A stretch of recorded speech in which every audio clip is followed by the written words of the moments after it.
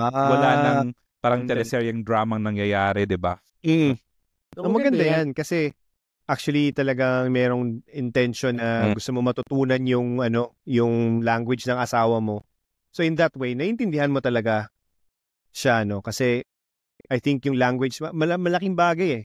Ang language na kailangan matutunan talaga para at least magkakaintindihan talaga kayo. And in the same way, I think din na sa side niya din, I also try to explain things, di ba?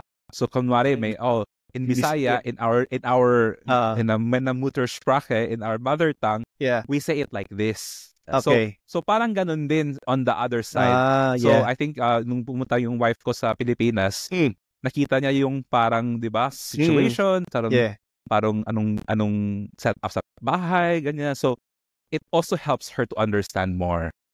I see. Maganda nga yun. Kasi iba talaga yung aside dun sa language, pati yung the way we relate to other people, iba eh, no? Lalo na yung mga parents natin, tsaka yung parents nila. Iba yung relationship in terms of the way we relate. Hindi yung relasyon obvious, pero yung ano yung buhay nila sa buhay ng pamilya ng Pinoy, magkaiba eh.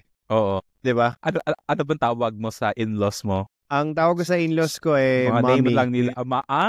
Mommy Helen, mommy.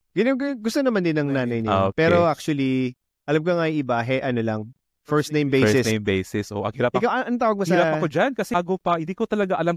Diba, feeling ko, hindi ako respectful. Parang, tinatawag mo na sa pangalan ng first name, parang, talaga, parang wala bang mommy dyan? Parang hindi siya, parang, sa kultura kasi natin, kasi di ba may titles tayo. So, nung sinabi naman na okay lang, so, panasanay ka na din. So, yeah. Actually, meron tayong episode tungkol dyan